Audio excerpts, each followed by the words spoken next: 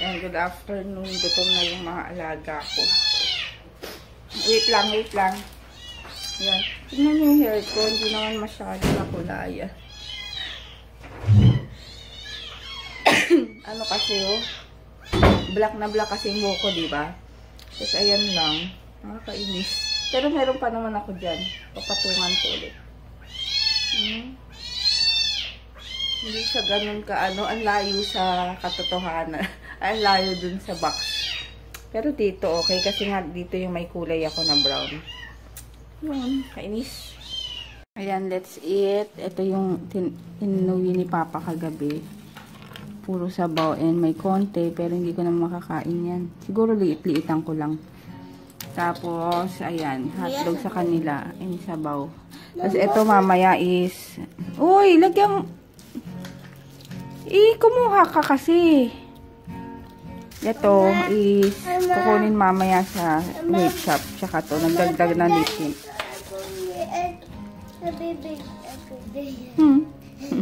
Yung magtutupi pa pala ako mamaya.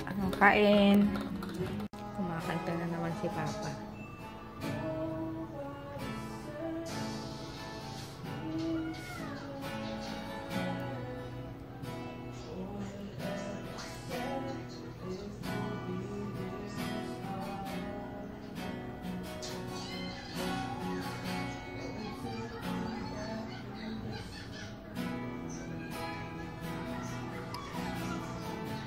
Narinig niyo ba?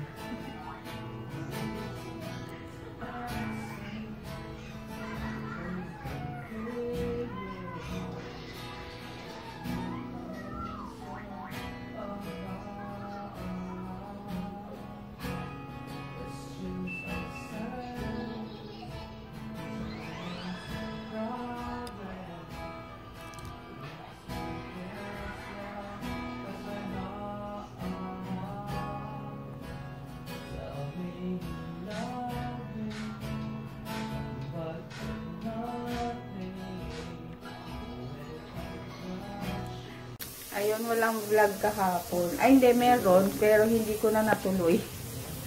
So, yung konting yun, kasama ko na lang ngayon. Hindi ko alam bakit ba hindi ako nag-vlog kahapon. Malungkot ako. Hindi ko feel kasi mag-vlog. Kaya, in-stop ko muna. Pero, di ba, minsan may nararamdaman ka din na ganun. Yung parang hindi mo feel. Ganun. Kaya, kesa, di ba, maburyong kayo sa vlog ko. In-stop ko na lang. Okay na lang. Babawi na lang ako. Ngayon. So, yun, nagluluto ako ng magluluto ulit ako ng miswa. Nakakatuwa kasi, bakit ganyan? Yung timbang ko mula nung bumili, syempre, mula nung nagbili ako ng timbangan, 117 ang timbang ko hanggang sa nung nagda-diet ako, 17 pababa, 116, 114. Ayan. Tapos kahapon, 113 na. 113. So, medyo malakas ang ko dahil dito sa brace. Hindi kasi ako nakakain talaga, sabaw-sabaw lang. Less kanin din. Yung kanin lang talaga kasi ang nagpapataba sa akin. Super. Makanin pa naman akong tao. Kaya, super ko dun. Hindi nga, lalagyan ko lang patis. Masarap tong patis na to. Favorite ko talaga. Yung Thai fish sauce.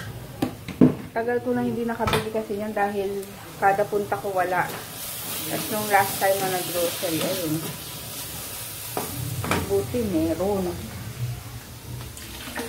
Ano ba yung ginawa ko kahapon? Ayun, tapos nagkulay ulit ako ng buhok. Kasi hindi tumalab yung unang kulay ko. Kasi nga, black na yung hair ko dahil nga pinababa ko na yung kulay. Tapos, di ba may natira ako kahapon. May natira ako nung isang araw. So, ginamit ko ulit kagabi. Hindi ko lang alam. Dali nga tanggalin ko. Wait. Diyan kayo. patis yung kamay ko. Pero, hindi, kasi pag ginamit mo yung blonde, may kulay na brown yung buhok mo, mas lalong ma-blonde. Eh, kaso ako kasi, nag-dark na yung hair ko. Kaya, hindi na masyado. Ayan o. Hindi masyado, di ba? Okay lang. Dati yung, dali, mag-ipit ako ulit. Dati yung gamit ko is yung, ang tawag doon? Yung pixel. Dahil makikita niyo yung kilikili ko. Yan lang na.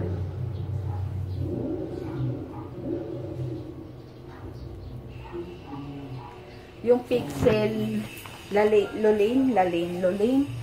Yung mura na ano, pang kulay. Yun ang mga pinangkukulay ko dati. Mura siya kasi, kaya lagi akong bumibili, tas lagi akong nagkukulay, kaya yung kulay kaya yung buhok ko noon is super dry na, kasi kakakulay ko talaga. Kasi nga mura, 'di ba? Kaya panay ang bili ko noon. Ngayon itong Revlon, okay naman, walang amoy. Tapos ginamit ko pala kagabi yung ano, yung treatment, hair treatment na nabili ko sa Lazada, yung sa Pantene. Sa Pantene yan. Pantene. Yun, okay naman. Malambot yung hair ko. Pero, ewan po, hair fall kasi yun eh. Kasi yun, nagilamos lang ako gamit yung atas aloe vera after. Yung aloe vera gel. Sa umaga ko yung nilalagay kasi sa gabi nilalagay ko yung Lily's Touch. Yan. Medyo umaano na yung sakit ng maihing ko. Wait nga. Hi guys. Malaki na si Almond. Habang nagluluto ako, pumunta dito. Hi.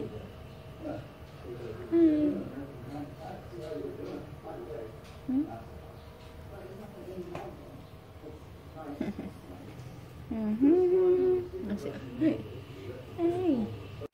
Ayun, parang may kulay ng konti yung hair ko. Dito lang sa ibabaw, wala. Ano ba yan? Ang tawag dito, magtutupi ako ng mga sinampay ko, tapos meron na naman nakaabang doon. Hindi na ako naka-move on sa pagtutupi. Hindi ko kasi natutupi agad, nalilimutan ko. So, ayun. Tapos, si Papa umalis na, pero bumili muna siya ng ano, ng uulamin. Ng 2 bagets. Chicken na naman. Wala na silang kasawaan sa chicken. Lilipad na sila. Ngayon, tapos, meron ulit pipick up ng Dio and lip tint dun sa vape shop. So, pinadala ko na kay Papa. Nakailang ano na nga yun dahil nga hindi matsyempohan. Kasi late na nga pumapasok si Papa kasi nga umaga nang nagsasara. So, yung tulog is late na din. So, late na rin ang magigising. Kaya yun. Sinasakto. Kaso may pasok yung buyer. Hindi sila magkatagpo. Pero pinapaiwan ko naman doon eh. Kaso yung lip tint, kahapon, dadalhin na sana ni Papa. Kaso, nalimutan naman. So, ngayon yun. Ayun, sige later na lang. Tutupi lang ako. Ayan, kakatapos ko lang magtupi. Ngayon, gaayos na ako ng tinupi ko. Nanood lang ako ng konting vlogs. Habang nag-stretch. Tapos ngayon, magluluto na ako. Kasi 6 na. Sige, mamaya. Sige, mamaya na lang.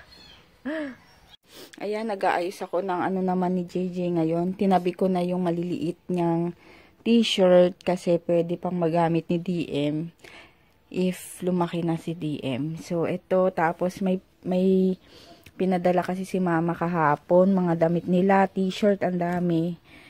Hindi na kasya dito sa lalagyanan nila. So, inaayos ko na lang. Pati yung kay DM, naayusin ko din. Kasi, alam nyo ba, buti na lang talaga lalaki yung sumunod na anak ko after JJ. Kasi, halos lahat ng damit ni DM, ay ni JJ dati, tinabi ko. As in, tinabi ko talaga kasi maayos pa naman, magaganda. So, nung dumating si DM, halos hindi kami bumili ng mga damit. Kasi, mayroon pa akong natagong pinagkaliitan ni JJ.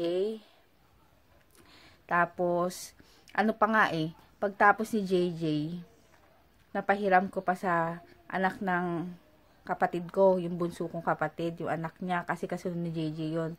After nun, ni Saki, si DM.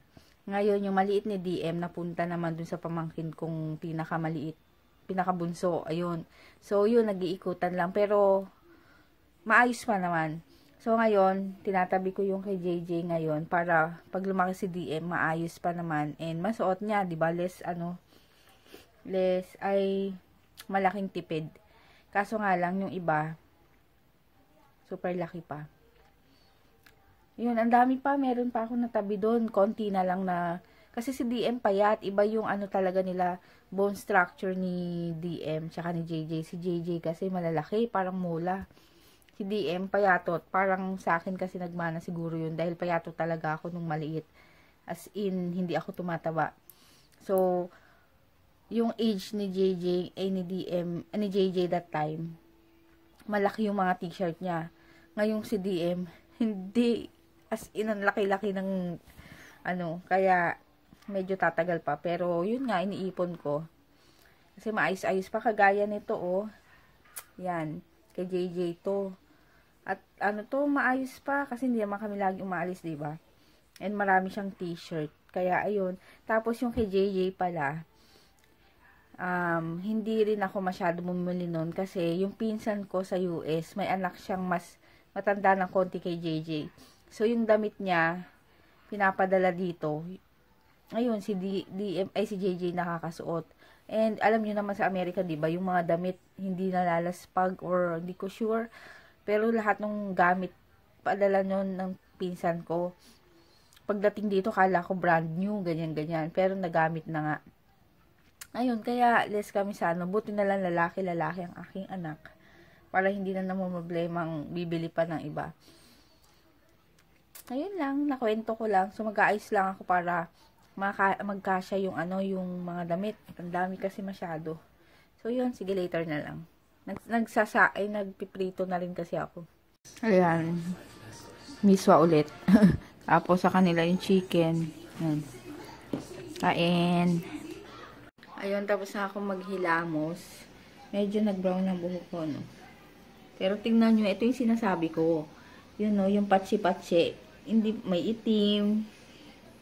Tapos may kulay dyan, may itim dito. Yan, sa ilalim. Yan yung sinasabi kong pag nagkukulay ako is, hindi pantay. Wait, titingnan ko. Pag Ouch.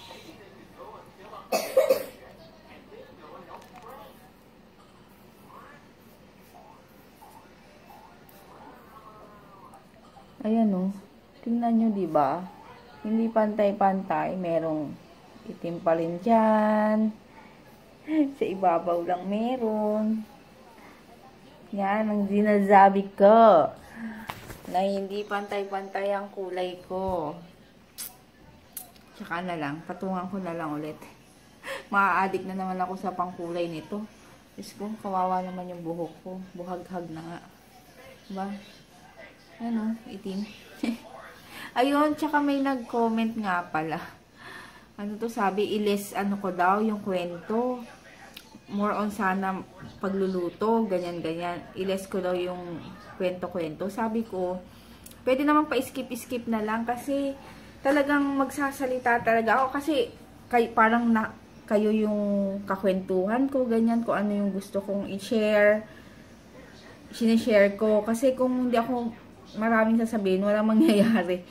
Wala kasi rin ginagawa dito sa bahay. Yung parang wala akong masyadong mapapakita. So, pag nandito ako sa bahay, more on kwento, salita, ganyan. Pasensya na, skip na lang kung naboboringan talaga kayo. Paki-skip na lang kasi isa din sa dahilan kung ba't din ako nag-video o nag-vlog araw-araw. Kasi, para mabalikan ko kung ano yung nangyari. Kunyari, malaki na sila JJ or DM kung nandito pa tong channel na to. Pwede ko mabalikan. As in, video siya. Hindi kagaya ng pag sa picture, diba? Picture lang. Walang ginagawa or actions, ganon. Yung pagpasensyahan nyo na rin. Kasi gusto ko rin, kahit papano, mabalikan ko kung ano nangyari yung araw na yon. Ayun lang po. Skip lang. Pasensya na kung puro kwento. And then, ano pa ba sasabihin ko? Ayun nga, ano ba yung huli ko sinabi? Kasi yun, tas nanonood ako ng Monica's What the Fox na channel sa YouTube. Kasi lahat ng kwento niya tungkol sa nakakatakot, sa mga weird na nangyayari, parang mga ganun. Check nyo, ilalagay ko yung channel niya sa info box para kung sino yung mga mahihilig sa mga nakakatakot or mga kwentong kababalaghan yon. Kasi nakita ko siya, nalaman ko yung channel niya dahil kila Ove Trends na sila Nina tsaka si Jet. So, yun, gagawa din sila ng ghost hunting, mga ganun-ganun. Mahilig ako sa mga nakakatakot or pero matatakotin ako, pero gusto ko yung mga ganung usapan, ganyan. So, kaya nag-subscribe ako sa kanya din. Lagi ko inaabangan kung ano yung mga story na sasabihin niya or ikikwento niya yon. Check nyo yung channel niya. Ito siya. Wait, papakita ko. Si Sis Monica. Ito yung channel niya. Yan, no. Oops, blurred. Yan. Monica's What the Fox. Yan, mga scary. So, yun, check nyo yung channel niya. Watch muna tayo. Ayun, mag-good night na ako. Pinag-aaralan ko yung yung editor na Filmora. Sinong may alam paano? Yun. Kasi, inano ko na siya, in-export ko na. Kaso, merong watermark. Paano kaya yun? Paano matanggal? May bayad yata. May bayad yun eh. Kapag tanggal nung watermark. Hello, ayan, perfect ang naman. Meron eh. Paano kaya yun? Tapos, ayun, pinag-aaralan ko lang kanina. Ayan. Tapos mag-good night na ako. May shoutout lang akong isa. Ano oras na ba magawa na? Ayun, hi kay Ayin Harriet Parocho. Ayun, thank you sa panonood. Late ko yata nabasa to. And happy birthday kay Sis Faye. Yun, nagvo-vlog din siya. Faye Gesmundo Vlogs. Ayun, check nyo yung channel niya. And lalagay ko rin yung link sa info box. And good night. See you tomorrow. Ang puti na nung mukha ko kasi yung Lily's Touch. So yun, good night and see you tomorrow.